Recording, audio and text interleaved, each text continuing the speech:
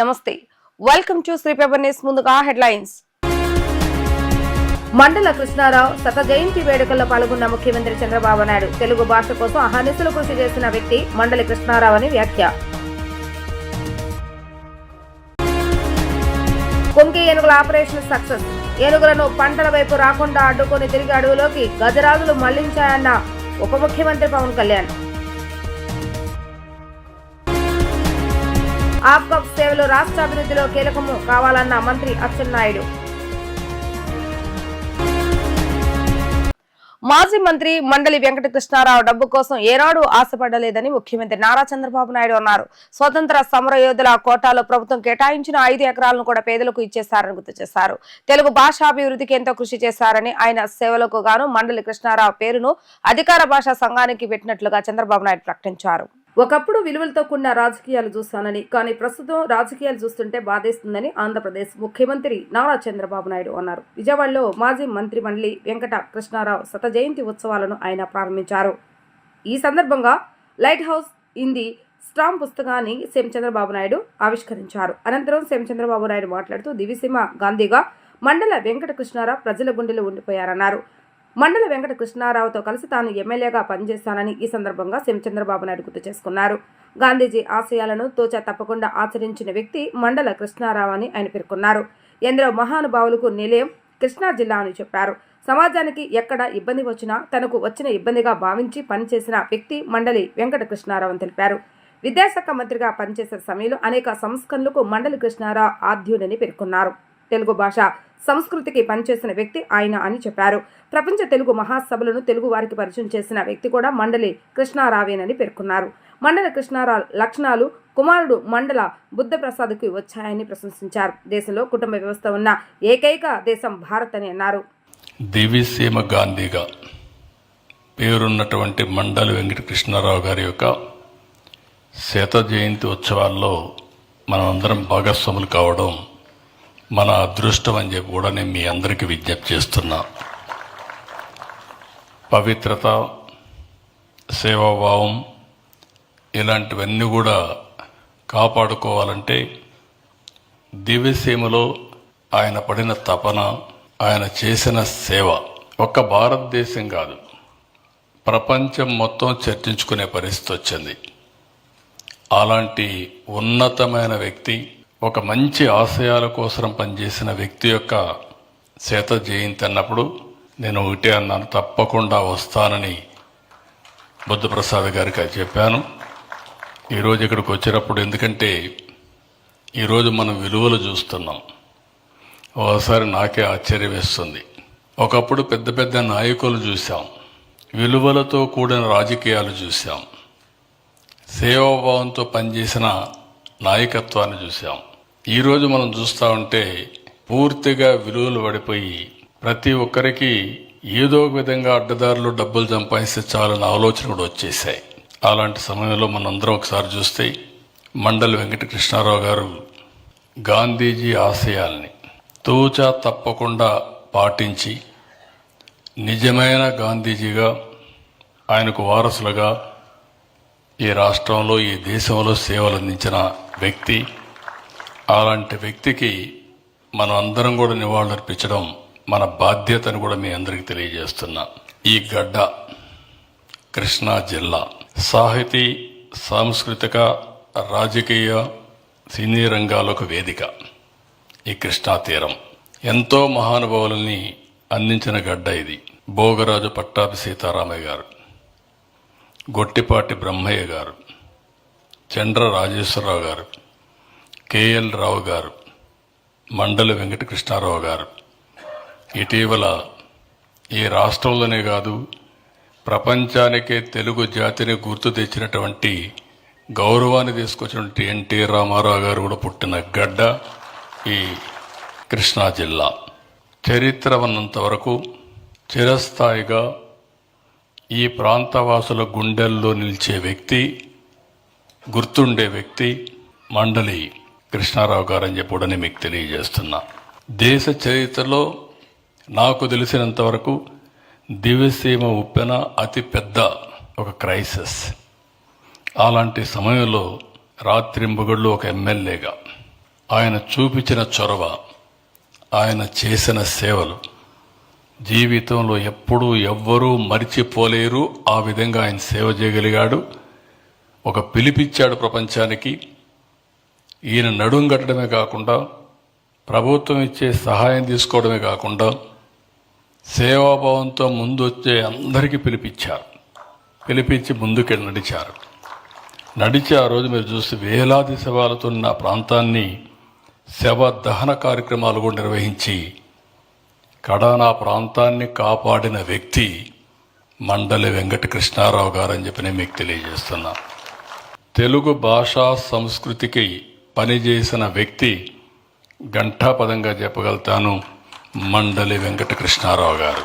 కర్ణాటక నుంచి కుంకి ఏనుగులను తీసుకొచ్చిన అనంతరం 2 నెలల శిక్షణ తర్వాత మొదటి ఆపరేషన్ విజయవంతంగా చేయటం ఆనందాన్ని ఇచ్చిందని డిప్యూటీ సీఎం పవన్ కళ్యాణ్ తెలిపారు. ఏనుగుల సంచారంతో ఇబ్బందులు పడుతున్న సరిహద్దు ప్రాంతాల రైతులు ప్రజలకు ఈ యొక్క ఆపరేషన్ భరోసా ఇస్తుందని అన్నారు. సీఎం చంద్రబాబు నాయుడు నాయకత్వంలోని కూటమి ప్రభుత్వం ఏనుగుల గుంపు నుంచి పంటలను, ప్రజల ప్రాణాలను కాపాడే దిశగా ప్రణాళికాబద్ధంగా పనిచేస్తుందనడానికి కుంకీలతో చేపట్టిన ఆపరేషన్ తొలి అడుగు అని పేర్కొన్నారు. కుంకి ఏనుగుల తొలి ఆపరేషన్ విజయవంతమైనట్లుగా డిప్యూటీ సీఎం పవన్ కళ్యాణ్ తెలిపారు. పంటలని ధ్వంసం చేస్తున్న ఏనుగులను కుంకీలు దారి మళ్లించాయని తెలిపారు. తొలి ఆపరేషన్ ను విజయవంతం చేసిన అటవీ శాఖ అధికారులు, సిబ్బందికి ఆయన అభినందనలు తెలిపారు. ఈ మేరకు డిప్యూటీ సీఎం కార్యాలయం ఓ ప్రకటన విడుదల చేసింది. రాష్ట్రంలో ఆపరేషన్ కుంకి మొదలైంది. కుంకి ఏనుగుల ద్వారా చేపట్టిన తొలి ఆపరేషన్ విజయవంతంగా పూర్తయినట్లుగా డిప్యూటీ సీఎం కార్యాలయ అధికారులు తెలిపారు. చిత్తూరు జిల్లా బంగారుపాలెం మండల పరిధిలోని మొగిలి వద్ద మామిడి తోటను ధ్వంసం చేసిన అటవీ ఏనుగుల గుంపుని కుంకీలు విజయవంతంగా దారి మళ్లించి అడవిలోకి తరిమి కొట్టినట్లుగా అటవీ శాఖ అధికారులు ఇచ్చిన సమాచారం ద్వారా తెలియవచ్చింది. కృష్ణ జయన్, వినాయక అనే కుంకీలు ఈ యొక్క ఆపరేషన్ లో పాల్గొని అడవి ఏనుగులను పంటల వైపు రాకుండా అడ్డుకొని తిరిగి అడవిలోకి మళ్లించాయి. సీఎం చంద్రబాబు నాయుడు నాయకత్వంలోని కూటమి ప్రభుత్వం ఏనుగుల గుంపు నుంచి పంటలను, ప్రజల ప్రాణాలు కాపాడే దిశగా ప్రణాళికాబద్ధంగా పనిచేస్తుందనటానికి కుంకీలతో చేపట్టిన ఆపరేషన్ తొలి అడుగని ఉప ముఖ్యమంత్రి పవన్ కళ్యాణ్ పేర్కొన్నారు. ఈ ఆపరేషన్ లో పాల్గొన్న అటవీ అధికారులకు, మావటీలు, కావడీలకు అభినందనలు తెలిపారు. అడిగిన వెంటనే కుంకి ఏనుగులకు రాష్ట్రానికి సహకరించిన కర్ణాటక సీఎం సిద్ధరామయ్య, ఆ రాష్ట్ర అటవీ పర్యావరణ శాఖ మంత్రి ఈశ్వర్ ఖండ్రేలకు మరోసారి కృతజ్ఞతలు అని పేర్కొన్నారు. తదుపరి ఆపరేషన్ పుంగునూరు అటవీ ప్రాంతంలో చేపట్టేందుకు అధికారులు ఏర్పాటు చేస్తున్నారని పవన్ తెలిపారు. ఏనుగులు పచ్చని మనకి చెరుకు పంటల మీద కానీ, మిగతా పంటల మీద కానీ పంటల్ని ధ్వంసం చేయకుండా దానికి ప్రత్యామ్నాయ మార్గాలు ఎదుగుతాం.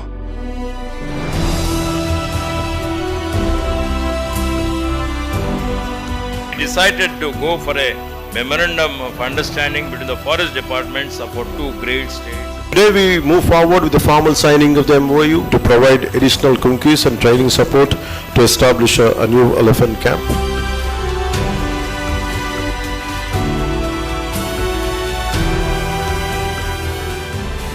చిత్తూరు జిల్లాలో డిప్యూటీ సీఎం పవన్ కళ్యాణ్ ప్రయత్నం సూపర్ సక్సెస్ అయింది. రాష్ట్రంలో తొలి కుంకి ఏనుగుల ఆపరేషన్ విజయవంతమైంది. 8 అడవి ఏనుగుల గుంపు పేట్మంద ప్రాంతంలో తిరుగుతున్నట్టు సమాచారం అందింది. దీంతో కుంకీలను అటువైపు తీసుకెళ్లిన శిక్షకులు పంటల వైపు ఏనుగుల గుంపు రాకుండా అటవీ ప్రాంతం వైపునకు తరిమేశాయి కుంకీలు.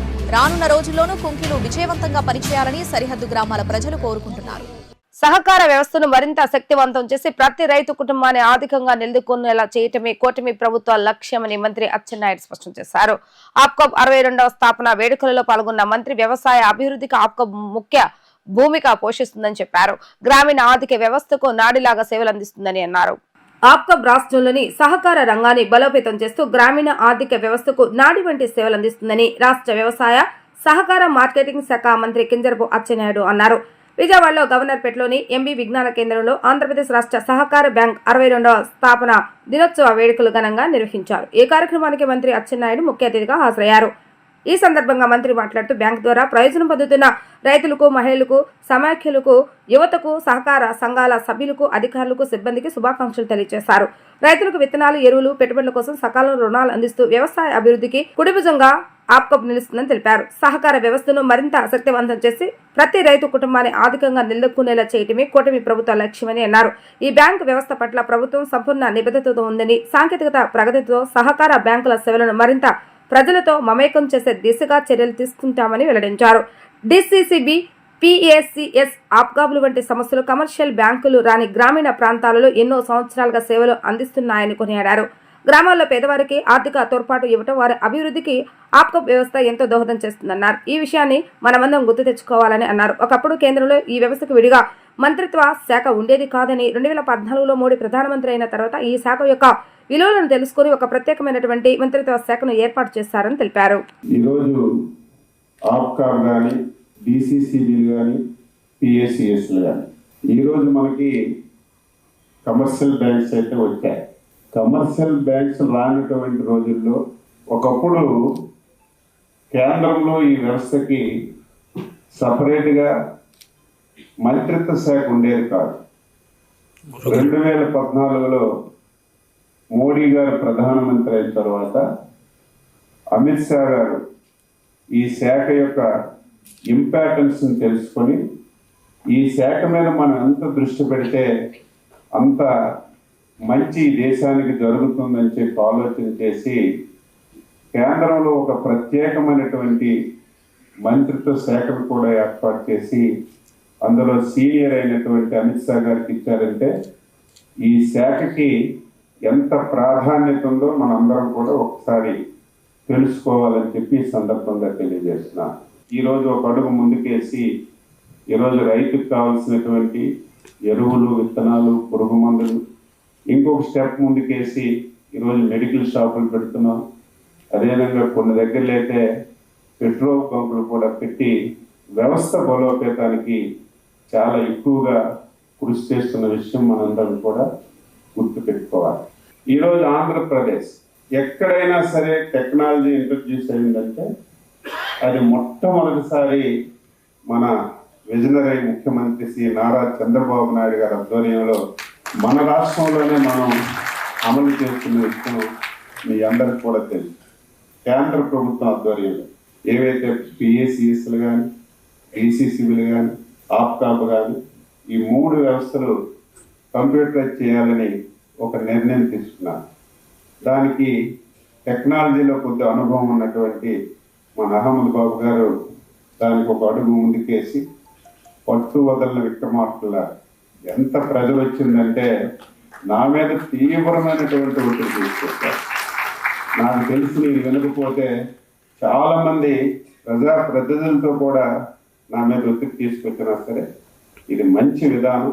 ఎందుకంటే మన పక్కనే ఉన్నటువంటి కమర్షియల్ బ్యాంక్స్ అన్నీ కూడా ఈరోజు కంప్యూటరైజేషన్ మీద నడుస్తున్నాయి. మనం ఎందుకు చేయలేకపోతున్నాం? ఇది మనకు కేంద్ర ప్రభుత్వం ఒక అవకాశం ఇచ్చింది. ఎట్టి పరిస్థితుల్లో నేను మీకు చెప్తూనే ఉంటాను, మీకు ఈ పని చేయండి, ఎట్టి పరిస్థితుల్లో 100% ఇది పూర్తి చేయమని మరి చెప్పిన తర్వాత బాబు గారి ఆధ్వర్యంలో చాలా ప్రౌడ్గా ఫీల్ అవుతున్నాను. చెవిరెడ్డి భాస్కర్ రెడ్డికి అత్యంత సన్నిహితుడు కాకపోతే మద్యం కుంభకోణం కేసులో కీలక నిందితుడైన వెంకటేష్ నాయుడు ఆయన కోసం ఒంగోలు లోక్సభ స్థానానికి డమ్మీ అభ్యర్థిగా ఎందుకు నామినేషన్ వేశారని మంత్రి బీసీ జనార్దన్ రెడ్డి ప్రశ్నించారు. మద్యం కుంభకోణంలో వెంకటేష్ నాయుడు పాత్రను సిట్ సాక్ష్యాధారాలతో బయటపెట్టి అరెస్టు చేసిందని గుర్తు చేశారు. చెవిరెడ్డికి వెంకటేష్ నాయుడు బినామీ అని జనార్దన్ రెడ్డి అన్నారు. లిక్కర్ కేసులో కీలకంగా ఉన్న మిగతా నిందితులు కూడా త్వరలోనే బయటకు వస్తారని ఆయన తెలిపారు.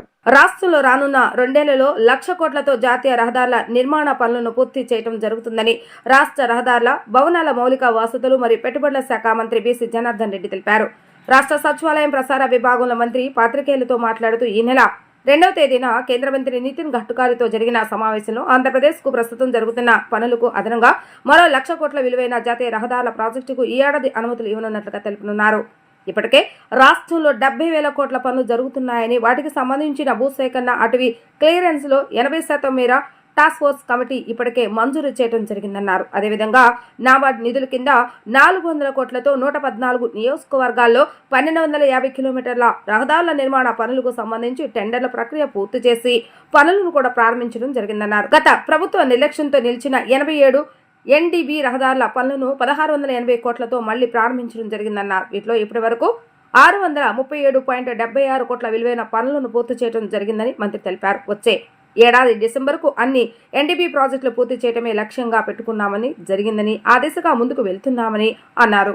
రాయలసీమ ప్రాంతాన్ని రతనాల సీమగా అభివృద్ధి పరిచేందుకు తమ ప్రభుత్వం ప్రత్యేక శ్రద్ధ చూపిస్తున్నట్లుగా మంత్రి తెలిపారు.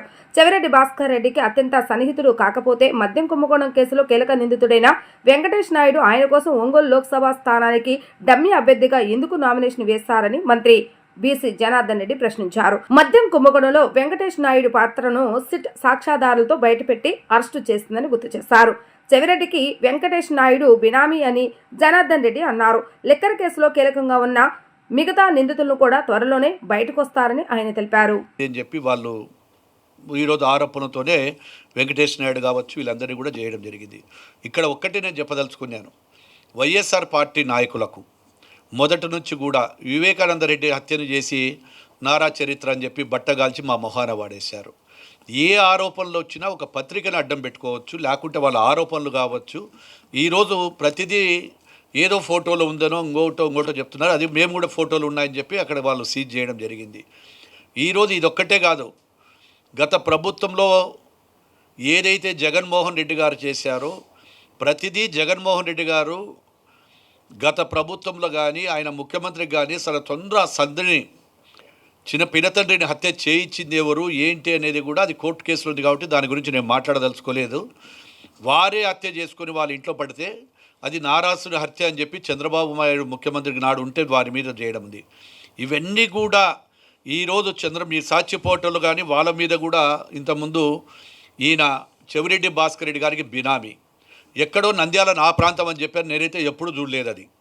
నేను దాదాపుగా 15 ఏళ్ళ నుంచి రాజకీయాల్లో ఉన్నాను. అక్కడ స్థానిక నాయకుడిని, స్థానికంగా అక్కడ అందరి లీడర్లతో కానీ అందరితో కూడా తెలుసు. ఈరోజు ఆ యొక్క మీరు చెప్పేటువంటి ఈ వెంకటేష్ నాయుడు ఎవరికి తెలియదు. మళ్ళీ మాతో ఫోటో లేదు, ఒకవేళ వచ్చిన పెద్ద ఆశ్చర్యపడాల్సిన పని లేదు.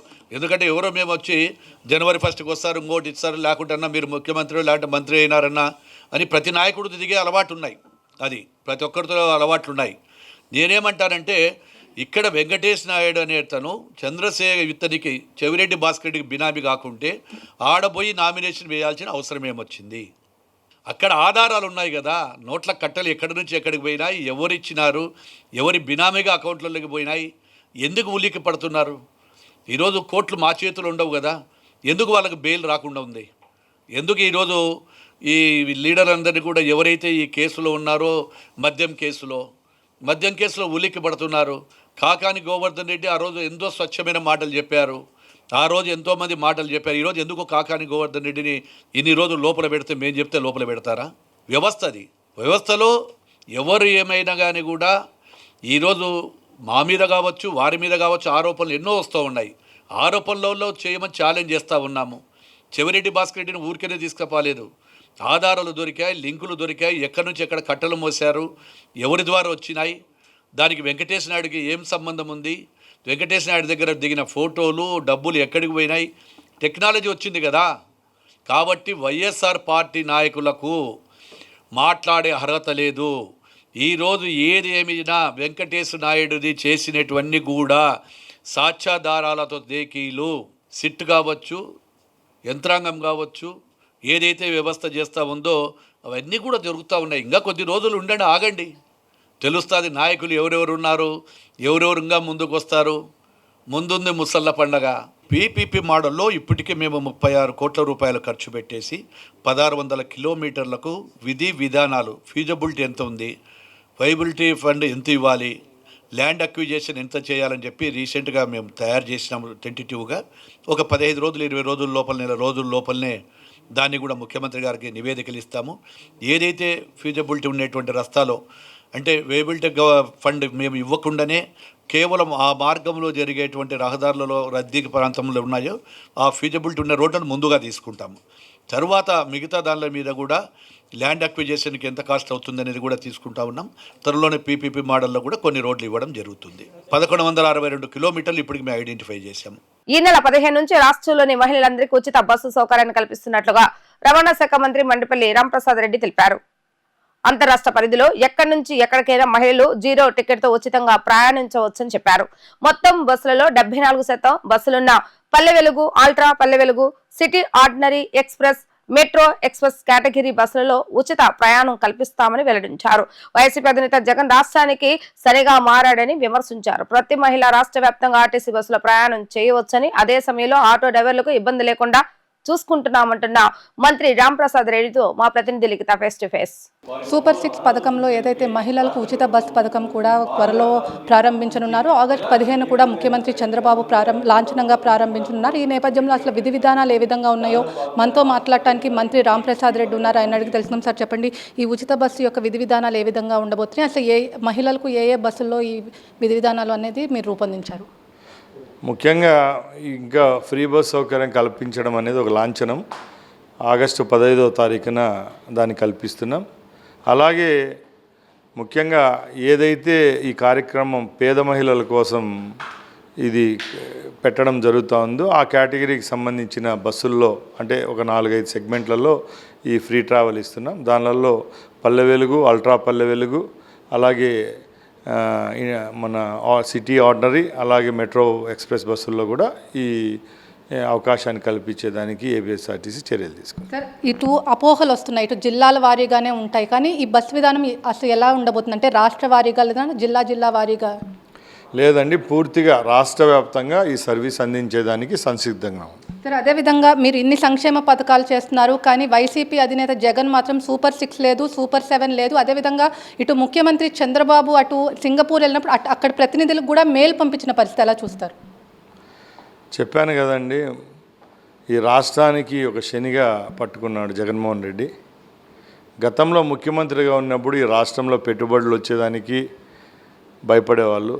ఇప్పుడు ఆయన ప్రతిపక్ష హోదా కూడా దక్కకుండా ఇంట్లో కూర్చునే పరిస్థితి వచ్చినా కూడా గమ్మున ఉండకుండా రాష్ట్రానికి సంబంధించిన ఇమేజ్ డ్యామేజ్ చేసే పనులు ఆయన కానీ ఆయన అనుయాయులు ముందుకెళ్తున్నారు. ఈరోజు ఇక్కడ సూపర్ 6 అనే పథకాలు ఏవైతే ఉన్నాయో లాంఛనంగా 13 నెలల నుంచి రాష్ట్రంలో ఉన్న ప్రజలందరూ హ్యాపీగా తీసుకుంటున్నారు. కాబట్టి ఈ రోజుకి ఈ స్కీములు ఇంత ముందుకెళ్లేదానికి కూడా కారకులయ్యాం. అలాగే ఇంకా సింగపూర్ పర్యటన గురించి జగన్మోహన్ రెడ్డికి మేము చెప్పాల్సిన అవసరం లేదు. ఎందుకంటే చంద్రబాబు నాయుడు గారు ఏ దేశానికి వెళ్ళినా కూడా, ఏ ఖండానికి వెళ్ళినా కూడా అక్కడున్న ఆదరణ మనం మీడియాలో కానీ అన్ని ప్లాట్ఫామ్స్లో చూస్తున్నాం. కాబట్టి తప్పకుండా సింగపూర్ పర్యటన దిగ్విజయమైంది. రేపు పెట్టుబడులు ఈ రాష్ట్రంకు వెలువగా వస్తాయి. సార్, అదేవిధంగా మీరు అధ్యయనం చేశారు, ఇటు కర్ణాటక వెళ్ళి అధ్యయనం చేశారు, తెలంగాణ వెళ్ళి అధ్యయనం చేసి అక్కడ కొన్ని లోటుపాట్లు అనేది మీరు తెలుసుకున్నారు. అలాంటి లోటుపాట్లు ఇక్కడ రాష్ట్రంలో లేకుండా ఎలాంటి కార్యాచరణతో మీరు ముందుకెళ్ళబోతున్నారు? అంటే ఇప్పుడు ఆటో డ్రైవర్స్, తెలంగాణలో ఆటో డ్రైవర్స్ కూడా ఉద్యమం చేసిన పరిస్థితి, దాన్ని అధిగమించేందుకు మన రాష్ట్రంలో ఎలాంటి విధి విధానాలతో ముందుకెళ్తున్నారు? ఒక రంగంను ఎంచుకున్నప్పుడు ఈ ఆర్టీసీలో ఫ్రీ సౌకర్యం కల్పించేటప్పుడు ఆటో రంగానికి ఏ విధమైన ముప్పు వాటిల్లకుండా ఎవరైతే ఆటో సోదరులు, కార్మికులు కానీ దాని యొక్క ఓనర్స్ ఉంటారో వాళ్ళందరికీ కూడా మంచి స్కీమ్ తీసుకొని వచ్చేదానికి రవాణా సంస్థ గౌరవ ముఖ్యమంత్రి చంద్రబాబు నాయుడు గారి ఆదేశాల మేరకు పనిచేస్తూ ఉంది. అది కూడా వచ్చే నెల లోపలే ఈ రాష్ట్రంలో ప్రవేశపెడతాం. మొత్తం మీద చూసుకున్నట్లయితే రాష్ట్ర రవాణా రంగంకి ఏదైతే ఉందో ఉచిత మహిళలకు ఉచిత బస్ పథకం అనేది ఖచ్చితంగా జరుగుతుంది. ఆగస్టు 15వ తేదీన ఏదైతే ముఖ్యమంత్రి చంద్రబాబు లాంఛనంగా ప్రారంభిస్తారని చెప్పి కూడా ఇక్కడ మండపల్లి రాంప్రసాద్ రెడ్డి చెప్తున్నారు. ఇది ఇక్కడ ఉన్న పరిస్థితి. వీడియో జర్నలిస్ట్ శ్యామ్తో లిఖిత, వీడి డిజిటల్ న్యూస్, అమరావతి సచివాలయం నుంచి. జగన్పాలెంలో విషపూరిత మద్యంతో ప్రజల ప్రాణాలను పరంగా పెట్టారని ఏపీ బయోడైవర్సిటీ బోర్డు చైర్మన్ నేలైపాలెం విజయకుమార్ మండిపడ్డారు. వైసీపీ హయాంలో అమ్మిన మద్యంలో విషపూరిత పదార్థాలు ఉన్నట్లు చెన్నై ల్యాబ్ నిర్ధారించినట్లుగా గుర్తు చేశారు.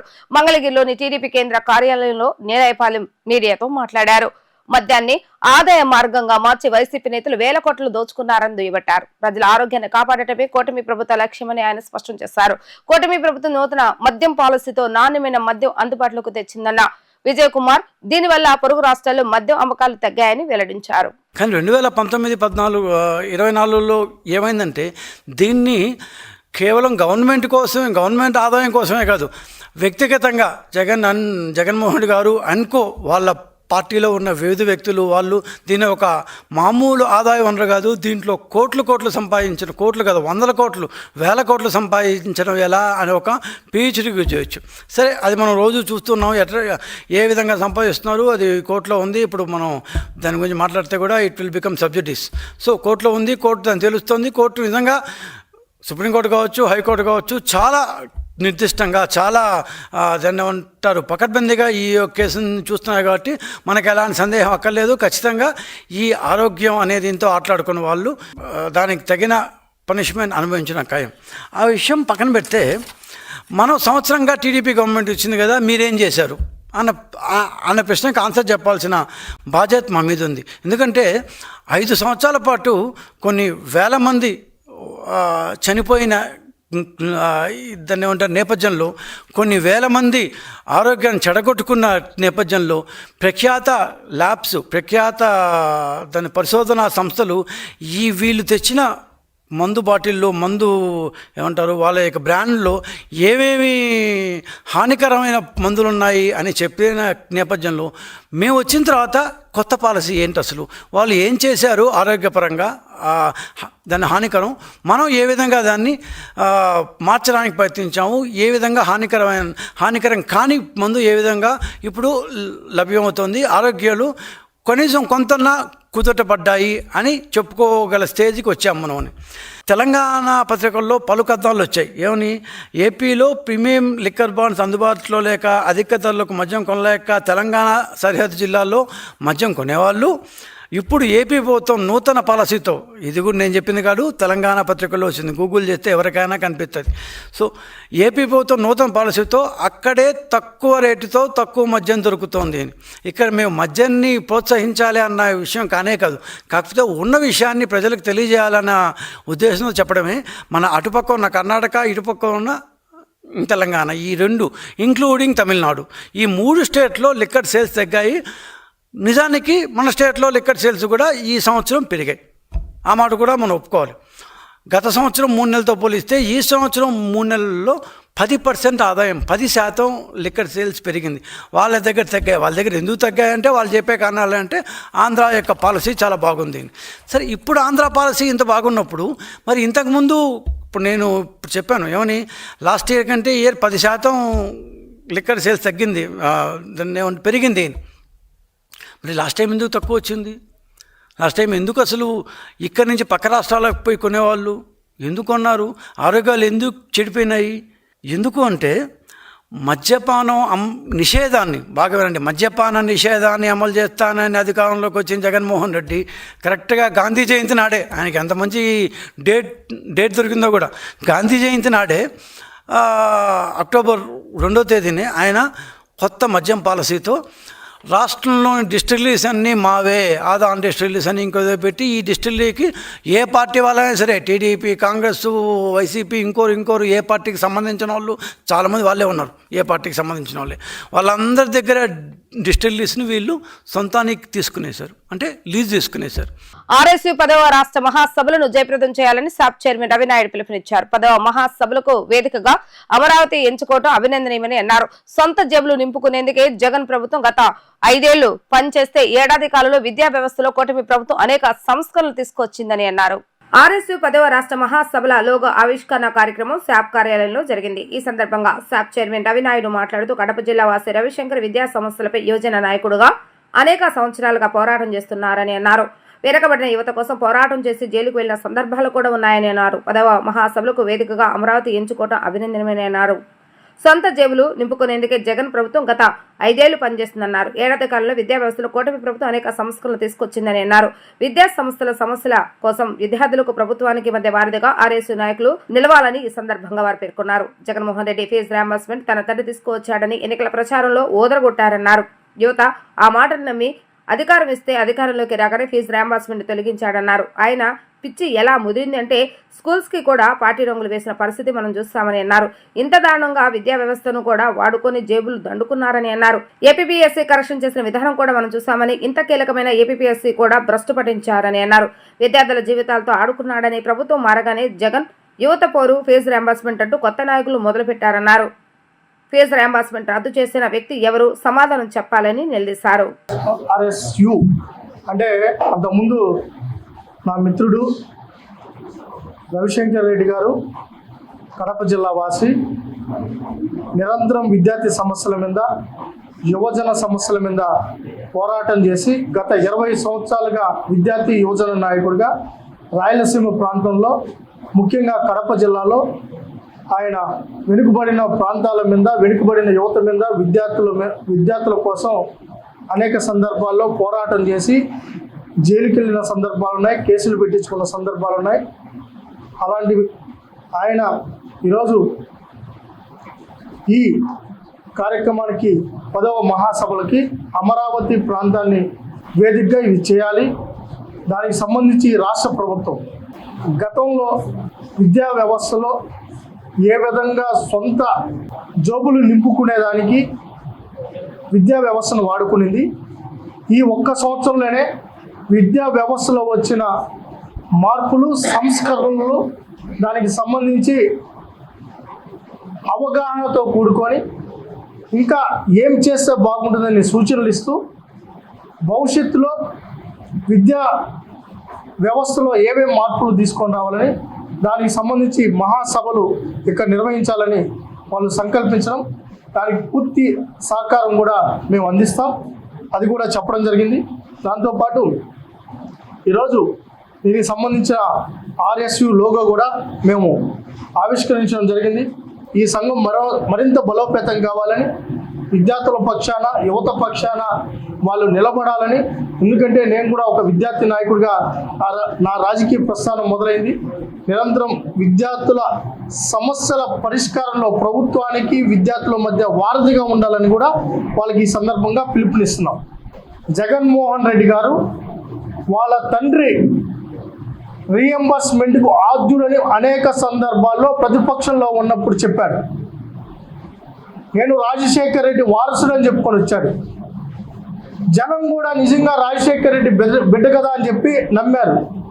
నమ్మిన తర్వాత ఆ రోజు యువత, విద్యార్థులంతా ఆయన నెత్తిని పెట్టుకొని మేనమామ అంటే నిజంగా మేనమామ అవుతాడేమో అనుకొని నెత్తిని పెట్టుకొని మోసారు. ఆయన వస్తానే చేసిన పని ఏంటంటే అంటే ఫీజు రీఎంబర్స్మెంట్ని పక్కన పెట్టేయడం. దాంతోపాటు విద్యా వ్యవస్థలో ఆయన తీసుకున్న నిర్ణయాలు ఎంత దారుణంగా ఉన్నాయంటే స్కూల్ బిల్డింగులకి ఆయన రంగులు వేసే కార్యక్రమం శ్రీకారం చుట్టారు. అక్షరాల 1000 కోట్ల పైన దానికి నిధులు కేటాయించారు. కోర్టు మొటిక్కాయ వేస్తే ఆ రంగులు తీసేయడానికి మళ్ళీ ఒక 1000 కోట్ల రూపాయలు ఖర్చు పెట్టారు. ఈరోజు మొత్తం స్కూల్స్ అన్నీ మార్చేసాం, అద్భుతాలు చేసామని చెప్పి ఒక 2-3 స్కూల్స్ని ఆర్టిఫిషియల్గా రెడీ చేసి మీడియా ముందు చూపించారు.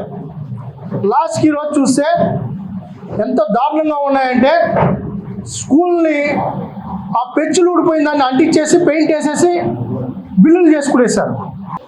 ఏబిపిఎస్సిని భ్రష్టు పట్టించారు.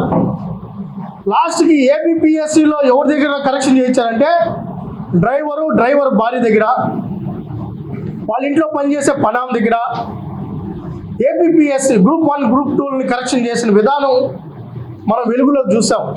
దానికి సంబంధించిన కూడా ఈరోజు జైల్లో ఉన్నారు. ఇంద్రకీలాద్రిపై యలమంచిలి జనసేన ఎమ్మెల్యేకి చేదు అనుభవం. ముందస్తు సమాచారం ఇచ్చిన ఎమ్మెల్యే సుందరపు విజయ్ కుమార్ అమ్మవారి దర్శనానికి వచ్చారు. ఎమ్మెల్యే కారును ఓం టర్నింగ్ వద్ద ఏజల్ సెక్యూరిటీ సిబ్బంది అడ్డగించారు. కారులోంచి దిగి ఎమ్మెల్యే నడుచుకుంటూ ఆలయానికి వెళ్లారు. ఎమ్మెల్యే అని చెప్పినా సెక్యూరిటీ సిబ్బంది వినిపించుకోలేదు. సెక్యూరిటీ వల్ల జరిగిన అవమానంతో దేవాదాయ శాఖ మంత్రికి ఫోన్ చేసి విషయం చెప్పారు. మంత్రి పిఏ నుంచి ఈఓకి ఫోన్ రావటం జరిగిన జనసేన ఎమ్మెల్యే విజయ్ కుమార్ కు ఆలయ మర్యాదలు చేస్తారు. ఈవో జోక్యంతో ఎమ్మెల్యేకు ప్రోటోకాల్ దర్శనం చేయించారు. దేవా దేవా దివి దివి దేవా పసవో పసవో దేవా దివి దేవా పసవః దేవా పసవో దేవా దేవా పసవో దీర్ఘం దీర్ఘం పసవో దేవా దేవా పసవో దీర్ఘం దీర్ఘం పసవో దీర్ఘమాయురాజు దీర్ఘం పసవో దీర్ఘమాయుః దీర్ఘమాయురాజు దీర్ఘం దీర్ఘమాయుః. రమేష్ ఫోటో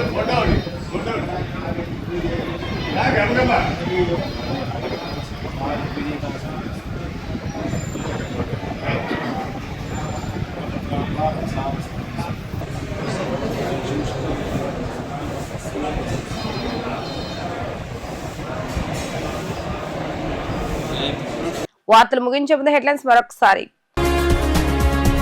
మండల కృష్ణారావు శత జయంతి వేడుకల్లో పాల్గొన్న ముఖ్యమంత్రి చంద్రబాబు నాయుడు తెలుగు భాష కోసం అహర్నిశలు కృషి చేసిన వ్యక్తి మండలి కృష్ణారావు అని వ్యాఖ్య. కుంకి ఏనుగుల ఆపరేషన్ సక్సెస్. ఏనుగులను పంటల వైపు రాకుండా అడ్డుకొని తిరిగి అడవిలోకి గజరాజులు మళ్లించాయన్న ఉప ముఖ్యమంత్రి పవన్ కళ్యాణ్. ఆప్కాప్ సేవలు రాష్ట్ర అభివృద్ధిలో కీలకము కావాలన్న మంత్రి అచ్చెన్నాయుడు. ఇవి ఈ రోజు వార్తా విశేషాలు. మళ్ళీ తిరిగి ప్రసారమే వార్తల్లో మళ్ళీ గెలుద్దాం. అంతవరకు సెలవు. నమస్కారం.